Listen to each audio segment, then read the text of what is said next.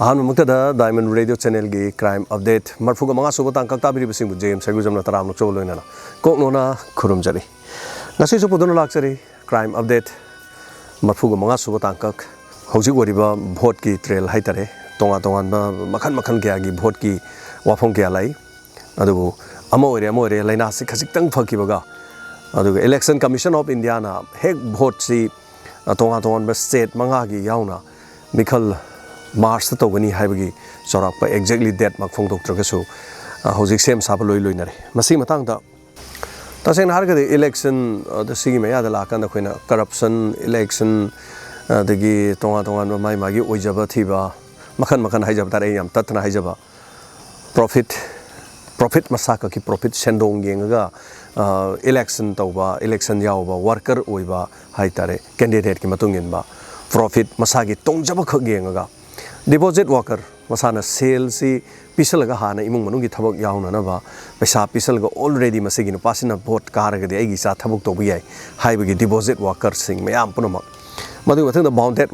bounded sin sab ku sai tare amagi chen chana law noi asida mi khanare noi changjalo noi mayam sang imung du thugayu ye khayu noi kapsalu phugayu khana ba hojalo ado matung sing piro hayu thau piro hayu adagi tonga facility mayam piro CMST card piro hayu Kielo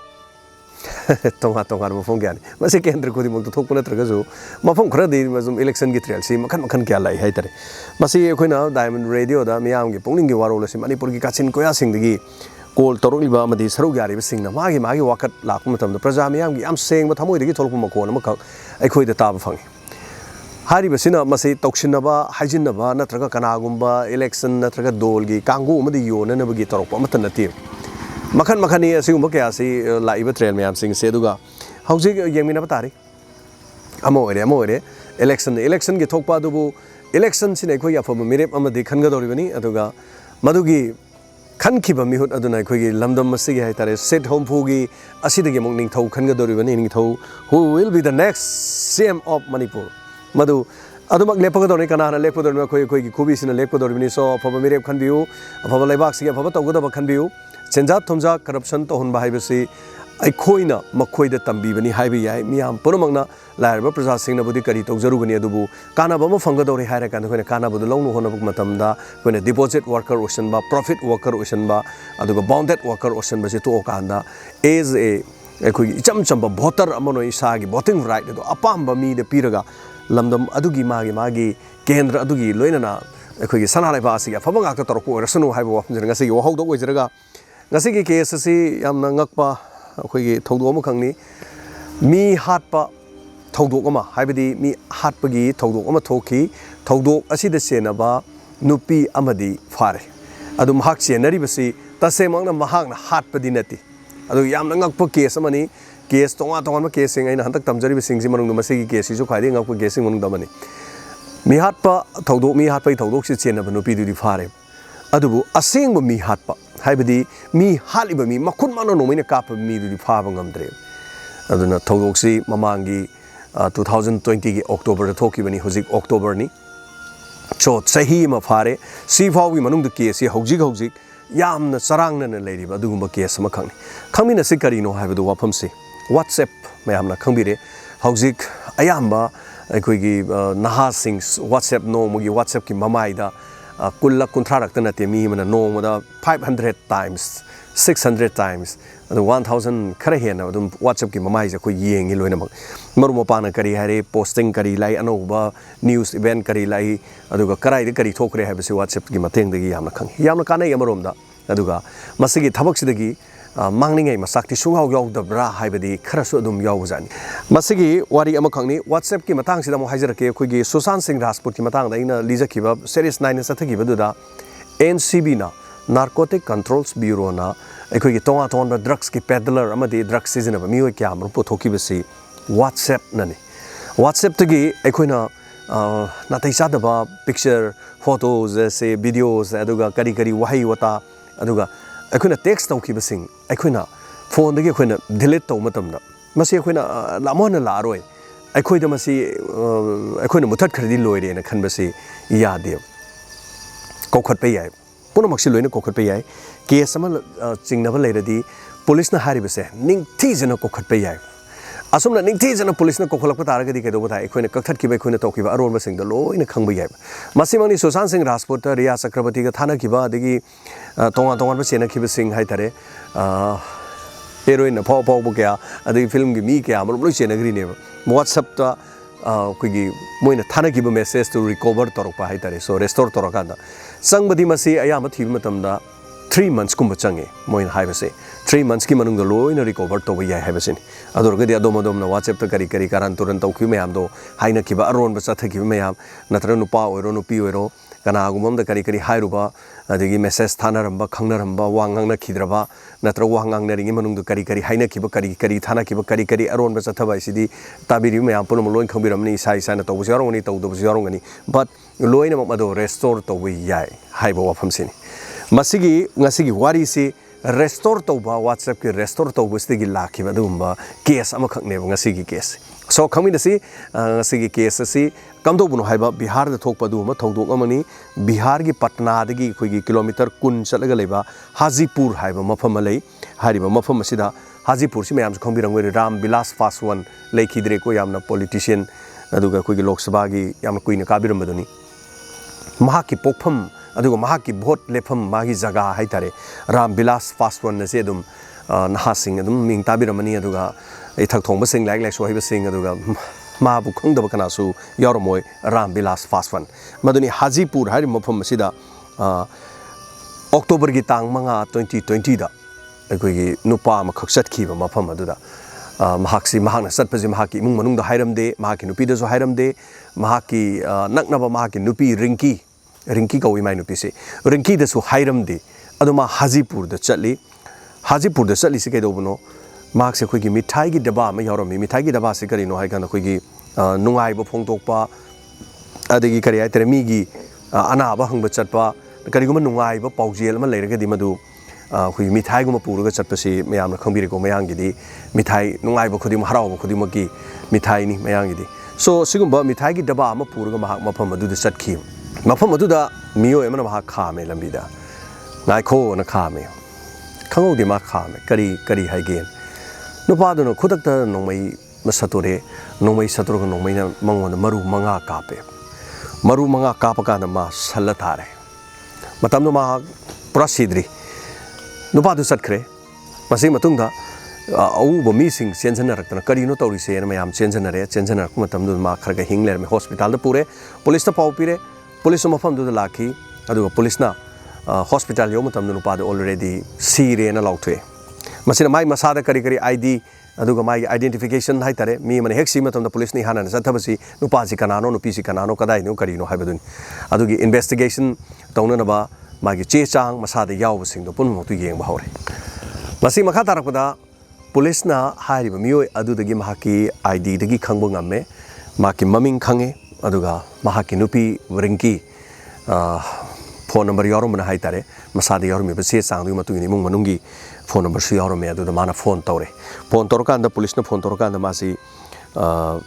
समाइन तौदना लंबी the मासी serious नोंमैना कापमदन हाइबा पाउसि तमे महाकी नुपी अदुगा लेखिद्रब नुपासिगी मयामबा अदुगा मोय याम थुना लाकना हाइकिरम मसिगी मतुंगदा महाक्सी पुलिसना महाकी mobile phone थीबा होरे mobile phone लेरमे mobile phone दुदा फाइरिंग ngakliबदी सिम जि डुअल सिम याव फोन सिदा सिम अनिमक यावरमदबय वान हाइबदी मी हाटपदुना महाकी फोन दु लौरे फोन दु लौरगा सिम लौथोगा सिम पुर चटखरेब फोन दुदी लंथोमे अदो पुलिसना फोन दु अदुम फंगे अदुबु फोन अदुदगी सिम पुरगा चटखरिदु करिगिनो हाइबसे अंगक पोइरमे मसिगी मखा अमुक तारकु मतमदा पुलिसना फोन दुदी रिकवर तौरबने रिकवर दुदा तौबु मतमदा फोन दुगी IMEI नंबर दुगी हाइतारे फोन सिदा करम करम नंबर वारी सानकी खोटकी हाइबदी अदुम इराय लाइना खंगबो ngambो ngakतनी असुमना पुलिसना मदुगी दमकता CDR रेकॉर्ड अमा सिंगथोकी अमरोमदा महाक्सी इमुंग मनुंगी मी लाए इमुंग मनुंगी लाखान सही तरा मुके मांगदा लुहोंगबनी नुपी सिगा रिंकीगा मचा अनि लेरे अदुगा महाक्सी मेडिसिन सप्लायर अमनी हिदाक योनबा चटपा मी अमनी हाइबसिनी अदुबु महाक मतौ करमना मफम अदुदा हाजीपुर द चलिबनो हाइबसि इमुंग मनुंग नंगा इमरमदी हाजीपुर हारि मफम सिदा हारिबा नुपासिगी मरी मता अमता लेतेबा मुखोगी सागै नातै मरुप मपांग मागा तिनबसु अमता लेते हाइबा वफमसि मयामबना सो अमदि महाकी नुपीना सो हाइरम वाफम असिदा पुलिस ना पोई के अदुदि मा मफम अदुदा कइदोबो लाई जानो हाजीपुर द मागी मरी मता सु लेते हारे अदुरगदि करि तोबो लाई जानो हाइबो वाफम सिनी मसिगी मखा तारकपदा नंबर अम कोई थी बदा महाकी नंबर दुदा अमखक नंबर अमखक लास्ट कॉल अमखक हाइतारे सिम लौथोक्रसु फोन सिदा फोन दुगी IMEI नंबर दुगी निको फोन सिदा करम नंबर लाखी गेस पुलिस ने इराय लाइन खंगमे असुमना इरोय लोइब नंबर अमखक लेरमी नंबर सिसु अखोगी हाजीपुर दा हारिबा नंबर से लेरमे राज मिस्त्री कौब नुपा अमगी नुपीदा ममिंग लेब सिम अमखो ओइरमी युम अदुदा सत्प मतमदा करि तौरगेबु राज मिस्त्री हाइबा मागी मयुमदा मागी नुपीगी ममिंग लेबनिना मफमदा पुलिस तो चले इमुंग दु यामना तै चारमदबा हाइतारे खोगी फोन गो पाइबो ngamदोबु इमुंग अमदी ओइदबा अदुबु मखोगी ममिंग द पांजन मयाम खंबिरेको मतम अमगी ममांग दे खोगी सिम फेक ID मयाम ओइबदो इसा इसागी मिंग द सिम जे अमता लेनरमदे कुइद्रीदना लेनखिबा ममांग दुदा खोगी मी खरना फोटो खर तोर ममिंग साजला आधार कार्ड तोर पंगसादा साबने मेरमान तादना अदुगी टाइप 2 द हौजिकी मोंग दुदा राज मिस्त्री मागी नुपीगी ममिंग ददी ले अदु इमुंग दुदी फोन बो पाइदे अद पुलिस ना असिदी ओइरोय द कदाय देना सि इमुंग जिगा करीम तो ओइदों मानदे हाइबसिनी मसिगी मतुंगदा सिरिब नुपादुगी ममिंग संजय कौई आइ ngसाइदगी मागी ममिंग सि पंद लेरे संजय सि मतौ करमना मासी हाजीपुर द लाइबनो अदुगा हाजीपुर द लेब मी अमगे फेक ID द नंबर सि लेरमिनो पुलिस न कोइति थेरमी अदुगा नुपी हौजिकी सिम दुगी मपु हाइतारे नुपी दुदी फोन पाइबदी ओइद्रे अदुबु नुपी दुगी नंबर दो मुक CDR रेकॉर्ड चिंगथेबा नुपी दुगी दी मरी लेनद्रे न पुलिस न खंगे अदुबु ngसाइगी नुपी दुना मागी नत्रगसु हारिबा फंगिबा नंबर दो अदुगी मुक CDR रेकॉर्ड मुक चिंगथेबा मसिदा CDR रेकॉर्ड चिंगथोकु मतमदा नंबर अमखक यावरमे नंबर सी करम नंबर नो हाइकांदा मागी WhatsApp नंबर सिजनब हाइतारे हौजिकी नंबर दुदा फेक ID दुगी नंबर दुदा नंबर अमा यावरमे नंबर सी करम नंबर नो हाइकांदा कोगी WhatsApp नंबर अमखक याव लेरमे हाइबदी हाइरिबा नंबर अदुगा WhatsApp नंबर अमगा मेसेज कन्ना थानरमे मेसेज थानरिबसिनदी कनानो हाइदना मेसेज चिंखलगा मदु येंग मतमदा रिंकी हाइरिबा सिरिबा नुपा दुगी नुपीजे ओइरमे मयाम वारी से को गावगनिको संजय हाइरिबा नुपा से नोमैना कापगा हाले महाकी फोन दुदा फंगे सिम लेत्रगसु महाकी फोन दगी मोगी साइबर न थीबा मतमदा फोन नंबर अमखक फंगे नंबर से हाजीपुर दगिनी हाजीपुर दुदा लेरिबा मी इमुंग दुदी ओना तैनरमे अदुबु हाइरिबा नंबर अदुदगी कोई नंबर अमखक मु फंगे करम नंबर हौजी हौजी सिरिबा संजय की नुपी रिंकी की नंबर हम फंगे अदुब नंबर से WhatsApp की नंबर ने असुम WhatsApp की नंबर असिदा मागी रिंकी ओरमसिदा तौरिसी खुगी ऑडियो कॉल चैट तौबा मसी ओइरमे मसिदा पुलिस न मुक था अहुम चंगना अक्टोबर थोप थौदोनी अदुना जनवरी की तांग 9 दा पुलिस न मदुगी डिटेल्स सम रेकॉर्ड से तौनब था अहुम चंगी ngसाइगी WhatsApp तगी मेसेज को खन होनब जे था अहुम चंगे हाब माइना पंजग्रे को असुमना पुलिस न मदुगी डिटेल्स सम को पूरा फंगिरम मसी मतुंगदा मेसेज थानरी मोंगसि नुंगसिनबगी मोंग इरांग खरगर तौनबगी मोंग अदुगुम मोंग थानब मेसेज गाक्तने जे पुलिस न लोइना रेस्टोर तौरमनिना मदु पार कांदा खंगे असुमना मसी मतुंगदा रिंकी हारिसि पुलिस न फारे नंगी WhatsApp नंबर से हाइरिबा खोइना नंगिनी नुपागे इरोय लोइना सानकीबा नंबर इरोय लोइना नुपा अमग वारी सानकीबा हाइरिबा सानरिबा नुपा दुगी नंबर दुदा नंगी नंबर से यावरमे WhatsApp कॉल अदुरगदी नुपा से कनानो हंगे मदु मतमदुदा रिंकीना हाइरपो वाफमसिनी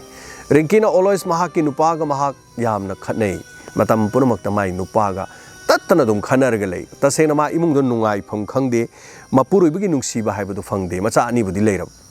अदो मपुरोइबगा मासे का हेना यानादे मपुरोइबसु मेडिसिन हिदाक थाबा योनबा चटपा दुम चतना लै मागा नुंगसिनबगी मोंगसी तसेना हागंदा नुपीमनगा इमुंगदो पामजबदी मवा मपुरोइबना Luna माबु नुंगसीना थंबीबा अदुगा यामना care section Biba येंगसिन Biba हाइबसे नुपीगी मंगलांदनी मदुमंगनाबु नुपीना मयुम थादो कांदा लाई गाक्तने दु मयुम पालगा ला कांदा मपुरोइबना निंगथि नुंगाइना माबु सेनबीदबा अदुगा अनिंगबा पांबा मागी करी हाइतरे हराउना नुंगसीना माबु युम अदुदा थंबीद्रगदी नुपी सिंगिदी थमोय काइजरिबनीदा असुमना नुपीसिना रिंकीना हाइबगी मतुंगिना महाक यामना टेंशन लेरे माई नुपादगी नुंगसीबा हाइबदु फंगदे ꯅꯨꯄꯥꯁꯤꯒ ꯈꯠꯅꯕꯅ ꯑꯌꯥꯝꯕ ꯑꯣꯏ ꯍꯥꯏꯕ ꯋꯥꯐꯝꯁꯤꯅꯤ ꯃꯁꯤꯅ ꯃꯔꯝ ꯑꯣꯏꯔꯀꯥꯟꯗ ꯃꯍꯥꯛꯁꯤ ꯃꯇꯝ ꯂꯦꯟꯕꯣꯏ ꯀꯔꯤꯕꯣꯏ ꯃꯍꯥꯛꯀꯤ WhatsApp ꯑꯃꯈꯛ ꯃꯍꯥꯛꯅ ꯍꯥꯡꯉꯦ WhatsApp ꯁꯤꯗ ꯃꯍꯥꯛꯀꯤ DP ꯁꯤꯅ ꯀꯝꯗꯧꯒꯦꯕꯨ ꯅꯨꯄꯤ ꯃꯁꯛ ꯐꯖꯕ ꯑꯃ ꯍꯥꯞꯆꯜꯂꯦ ꯃꯥ ꯃꯁꯥꯒꯤꯗꯤ ꯍꯥꯞꯇ꯭ꯔꯦ ꯃꯆꯥ ꯑꯅꯤ ꯂꯩꯔꯕꯅꯤ ꯆꯍꯤ 10 ꯐꯥꯔꯦ ꯂꯨꯍꯣꯡꯕ ꯑꯗꯨꯒ DP ꯗꯨ ꯐꯖꯕ ꯑꯃ ꯍꯥꯞꯆꯜꯂꯦ ꯃꯌꯥꯝ ꯁꯤꯗꯤ ꯑꯗꯨꯝ ꯈꯪꯉꯕ ꯋꯥꯅꯤ ꯅꯨꯄꯥꯁꯤꯡꯅ ꯌꯥꯝ ꯊꯦꯡꯅꯕ DP ꯗ ꯌꯥꯝ ꯐꯖꯕ ꯐꯦꯁꯕꯨꯛꯀꯤ ꯄ꯭ꯔꯣꯐꯥꯏꯜ ꯐꯣꯇꯣꯗ ꯃꯁꯛ ꯌꯥꯝ ꯐꯖꯕꯗꯤ ꯆꯪꯉꯨꯔꯒ ꯃꯁꯥꯒꯤ ꯐꯣꯇꯣ ꯑꯣꯏꯔꯝꯗꯕꯁꯤꯗꯤ ꯃꯌꯥꯝ ꯊꯦꯡꯅꯔꯤ ꯁꯤꯗꯤ ꯁꯣꯁꯤꯌꯦꯜ ꯃꯦꯗꯤꯌꯥꯗ ꯊꯦꯡꯅꯔꯤꯕꯅꯤ ꯀꯅꯥꯒꯨꯝꯕꯅ ꯃꯥꯕꯨ ꯃꯁꯛ ꯈꯪꯍꯟꯅꯤꯡꯗꯗꯅ ꯁꯣꯁꯤꯌꯦꯜ ꯃꯦꯗꯤꯌꯥꯗ ꯌꯥꯎꯅꯤꯡꯕ ꯑꯁ ꯑꯩꯒꯤ ꯁꯛꯇꯤ ꯎꯠꯂꯔꯣꯏ ꯑꯩ ꯃꯌꯥꯝꯒꯤ ꯊꯕꯛꯇꯤ ꯑꯗꯨꯝ ꯌꯥꯎꯒꯦ ꯍꯥꯏꯅ ꯇꯧꯕ ꯑꯃ ꯀꯅꯥꯒꯨꯝꯕꯅ ꯑꯁ ꯑꯩ ꯁꯛꯁꯤ ꯐꯖꯗꯦ ꯑꯗꯨꯒ ꯑꯩ ꯁꯛꯁꯤ ꯊꯤꯕꯅꯤꯅ ꯃꯔꯨꯞ ꯃꯄꯥꯡ ꯑꯣꯏꯒꯦ ꯍꯥꯏꯕꯗꯤ ꯌꯥꯔꯛꯇꯕ ꯌꯥꯏ ꯑꯗꯨꯅ ꯑꯩ ꯃꯁꯛ ꯐꯖꯕ ꯍꯥꯞꯆꯜꯂꯒ ꯑꯩꯒꯤ ꯁꯛꯇꯤ ꯁꯨꯡꯎꯠ ꯎꯠꯂꯔꯣꯏ ꯍꯥꯏꯔꯒ ꯇꯧꯕꯁꯨ ꯑꯗꯨꯝ ꯌꯥꯎꯔꯤ ꯄꯣꯠꯅꯦ ꯅꯨꯄꯥꯗꯁꯨ ꯀꯣꯛꯊꯣꯛꯑꯝꯅꯤ ꯅꯨꯄꯤꯗꯁꯨ ꯀꯣꯛꯊꯣꯛꯑꯝꯅꯤ ꯁꯤ ꯊꯦꯡꯅꯕꯗ ꯁꯤꯒꯤ ꯑꯉꯛꯄ ꯋꯥꯔꯤ ꯃꯌꯥꯝꯁꯤ ꯃꯌꯥꯝ ꯂꯣꯏ ꯈꯪꯕꯤꯔꯝꯃꯅꯤ ꯑꯗꯨꯒ DPꯗꯣ ꯐꯖꯕ ꯍꯥꯞꯄꯨꯔꯒ ꯑꯁꯦꯡꯕ DP ꯍꯥꯞꯄꯛꯑꯀꯥꯟꯗ ꯐ꯭ꯔꯦꯟꯗꯣ ꯔꯤꯃꯨꯚ ꯇꯧꯕꯐꯥꯎ ꯌꯥꯎꯅꯔꯤꯅꯦꯕ ꯑꯁ ꯑꯣꯟꯊꯣꯛꯅ ꯊꯤꯔꯝꯈ꯭ꯔꯦꯗ ꯑꯩꯅ ꯈꯜꯂꯨꯕꯗꯨꯒꯅ ꯑꯗꯣ ꯃꯌꯥꯝ ꯃꯁꯤ ꯐꯖꯕ ꯑꯁꯤ ꯃꯤꯄꯨꯝ ꯈꯨꯗꯤꯡꯃꯛ ꯂꯣꯏꯅ ꯄꯥꯝꯃꯤ ꯐꯖꯕꯗ ꯉꯥꯎꯗꯕ ꯀꯅꯥꯁꯨ ꯂꯩꯇꯦ ꯐꯖꯕꯗꯤ ꯋꯥꯎ ꯍꯥꯏꯅꯔꯤꯅꯦ ꯃꯌꯥꯝꯅ ꯁꯣ ꯋꯥꯔꯤꯗ ꯄꯣꯏꯟꯇ ꯂꯥꯛꯆꯒꯦ ꯅꯨꯄꯤꯁꯤꯅ ꯔꯤꯡꯀꯤꯅ ꯃꯍꯥꯛꯀꯤ ꯐꯣꯇꯣꯁꯤ ꯃꯁꯛ ꯐꯖꯕ ꯅꯨꯄꯤ ꯑꯃ ꯍꯥꯞꯆꯜꯂꯦ ꯃꯗꯨꯗꯒꯤ ꯅꯣꯡꯃꯗꯤ ꯅꯨꯄꯥ ꯑꯃꯤꯠ ꯀꯧꯕ ꯅꯨꯄꯥ ꯑꯃꯈꯛꯅ ꯃꯦꯁꯦꯟꯖꯔꯗ ꯃꯉꯣꯟꯗ ꯃꯦꯁꯦꯖ ꯊꯥꯔꯛꯑꯦꯕ ꯃꯥꯁꯤ ꯁꯣꯁꯤꯌꯦꯜ ꯃꯦꯗꯤꯌꯥ ꯌꯥꯎꯕ ꯍꯧꯔꯕꯅꯤꯀꯣ ꯑꯍꯥꯟꯕ ꯐꯦꯁꯕꯨꯛꯇ ꯌꯥꯎꯔꯛꯄꯅꯤ ꯁꯣ ꯐꯦꯁꯕꯨꯛꯇ ꯌꯥꯎꯔꯛꯄ ꯃꯦꯁꯦꯟꯖꯔꯗ WhatsApp ꯅꯝꯕꯔ ꯄꯥꯏꯕꯤꯕ꯭ꯔꯥ ꯑꯗꯣꯝꯒꯤ DPꯁꯤ ꯑꯣꯟꯊꯣꯛꯅ ꯐꯖꯈ꯭ꯔꯦꯅ ꯃꯥꯅ ꯍꯥꯏꯔꯛꯄꯅꯤ ꯑꯁꯨꯝꯅ ꯑꯗꯨꯗꯒꯤ ꯌꯦꯁ ꯑꯩꯒꯤ ꯀꯩꯅꯣ ꯂꯩ WhatsApp ꯂꯩꯅ ꯅꯝꯕꯔ WhatsAppꯁꯤ पाइनरकांदा WhatsAppꯇꯁꯨ ꯉꯁꯥꯏꯒꯤ फेसबुकꯇ ꯍꯥꯞꯄꯤꯕ ꯑꯩꯈꯣꯏꯒꯤ ꯄ꯭ꯔꯣꯐꯥꯏꯜ DPꯗꯣ ꯑꯗꯨ ꯆꯞ ꯃꯥꯟꯅ ꯑꯗꯨꯝ ꯍꯥꯞꯄꯦ ꯑꯗ ꯃꯥꯗꯤ ꯉꯁꯥꯏꯒꯤ ꯑꯃꯤꯠ ꯍꯥꯏꯕ ꯅꯨꯄꯥꯁꯤꯗꯤ ꯃꯥꯗꯤ ꯔꯤꯡꯀꯤꯗꯨꯅꯦꯅ ꯑꯗꯨꯝ ꯈꯟꯖꯔꯤꯅꯤꯀꯣ ꯑꯁ ꯋꯥꯎ ꯌꯥꯝꯅ ꯐꯖꯩ ꯅꯍꯥꯛꯀꯤ ꯐꯣꯇꯣꯁꯦ ꯎꯕꯗ ꯍꯥꯏꯀꯥꯟꯗ ꯔꯤꯡꯀꯤꯅ ꯑꯩꯗꯤ ꯌꯨꯝ ꯄꯥꯜꯂꯦ ꯑꯩꯒꯤ ꯄꯨꯔꯣꯏꯕꯗꯣ ꯃꯥ ꯌꯥꯝ ꯁꯦꯡꯅ ꯍꯥꯏꯗꯣꯛꯆꯩꯌꯦꯕ मा सुम दिल लेनगेनबुदी सुम खनबनी तसेना मयुम पानगे खोटकेना तौबदी नतेब सुमाइन तौबसिसु मयाम लैनि मयाम थेंगनबिरमगनिको सिगुमा अंगंगकपा स्टोरी मयामसे अदुना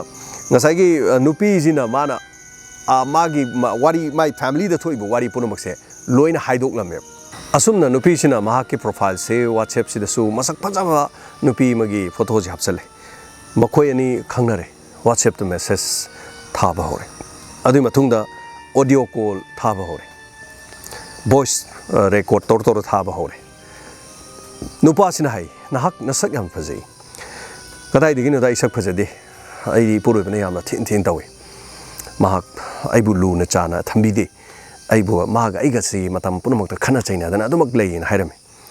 नंग नुपागी वारी दे साले दु नंग नुपासि कमाइ तौबनो नंग नुपाजै हाथोक पिरोरा हाय अमित हाइसिना नुपीसिना हाय ngमगद्रने नंग आइ नुपाजि हातप ngमगद्रने ए कैदोंग मुदिनो माइ मसक तो इमोन थारो कराइनो हाय इचम चनो माइ नुपादु मसक तु थादु ए मसाइगी केनोसिना नुपीसिना ओके सिवरे मा आई हातोगे दोरदि नंगी मथा साबा पुनमक्से लोइन फरने न मान हायरे अदगिदि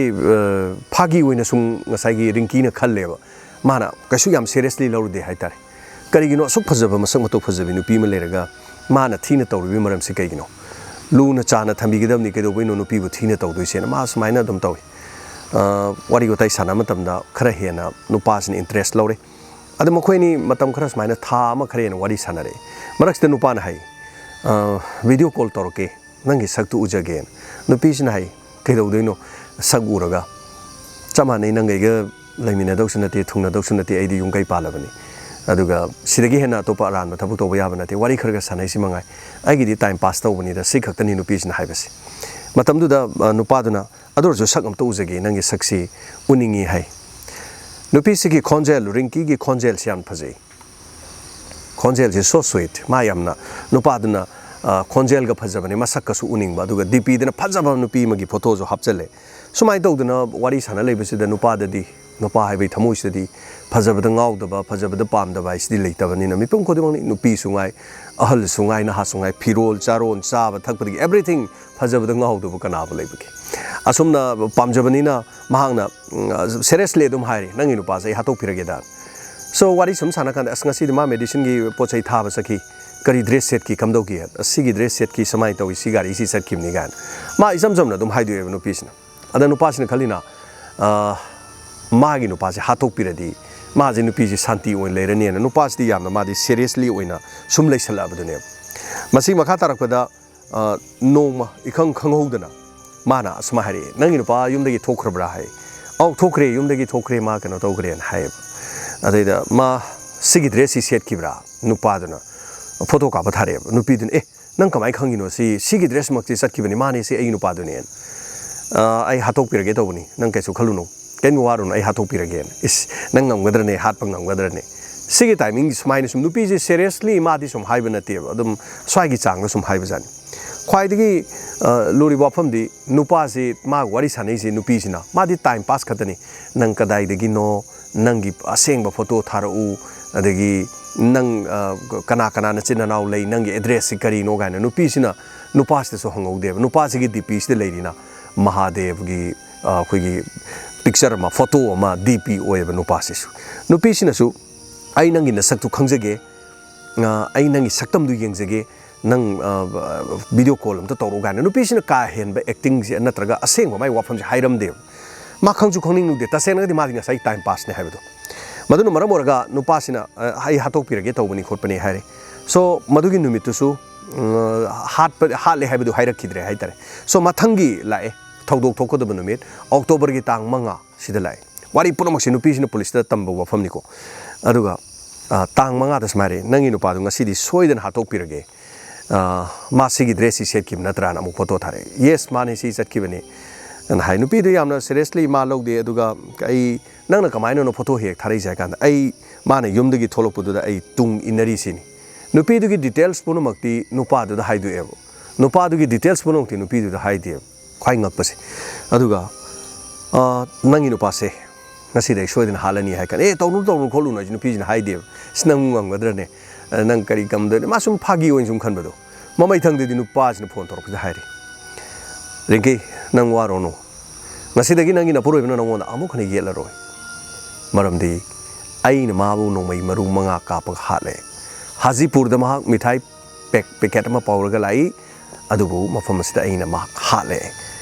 nang karim tu warono ngasidagi nang yamna nungai na leirani na haire adu phawba nupi siri ma phagi male adama mai thang da mana नोमै मरु मंगा कापी खोली हाइबदो खितंग दि स्वाइ लाउरगा दि ले अदुबु याम कन्ना दय बक्स मा थाजरम दे नंग स्याम माले खोले फागी तौ नंग याम हाइ खोली समाइ सुम तरो सुम वारी सुम सानरमे नंग सोइदना थाजरकनी आइना हाइसे यंगो ngasiदगी नंगी ना पुरोइबंग नंग खन्नर रोय सिने हाइस ngahak ler matungda aibadi pung khara aduma asokpu pukhale hospital da leitre police lae police na check tawre then mai phurkau di yorum bache sangi matungina yum da call torkibani ngahak ler ga police na call torkpa haire yum si sanjay gi yum natra sanjay gi yum already kanano phone pai bi simani ai magi no pini loina bini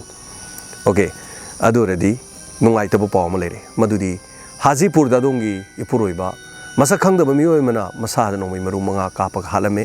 ma ke si baksang hospital da lere mung manungi mi laga magi postmortem lor kan da si masa se lor ba yani adu koina hangada ba kharasu lei ma ga nungai na da basing adu kari kari thodo kari lei habdi matang da koi khangda ba lei lao haida police nu paw pirakhi yopi swai lauki matam du ma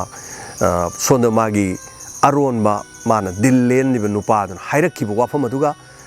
police na paw pirakli ba wafam do ani du mana bani ma swai lauki masi makha tarakpada mafam aduda chatki mayam baga aduga asiba masa thengnaki masini police na ngasai mana tammi ba wari di whatsapp ta khangna ba nupa amaga loinana hariba thabak ase sathabani haiba wafam sine adubu police na nupa do thiba matamda mahaki id number phangi dusu seran toran ba id mo oilerame adagi masak mai photo yaw basu nate nupi du photo tharam basu leite Mahadev की दीपी में हापचल अदुगा मीगी नुपी दु माना दिल लेंदन वारी वताई सानादना मतम लेंदन लेरे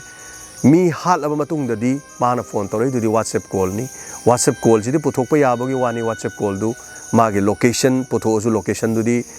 खंगब ngमदों नते अदुना अरोन अथुक की थबक तौरकांदा व्हाट्सएप कॉल तौबसिना व्हाट्सएप कॉल द रिकॉर्ड तौब यादबा अदु व्हाट्सएप कॉल दा अदगी किहनबा एक्सटॉर्शन करी किडनैपिंग केस के आग लोइनना असिगुम चथब क्या लेदी सि मयाम हेन खंगे हौजी केस असि मखा तारकपद ख्वाइदगी लुरी वाफमदी नुपा अदु पुलिस न महाक थीब मतमदा हौजु फावो फंगद्री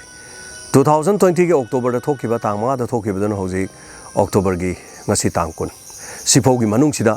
चाही मगा नुमित तरागा मंगानी फावबु मनुंगा पुलिस ने करीगुम लिखुन मत नुपासी के पुथोकप ngamdri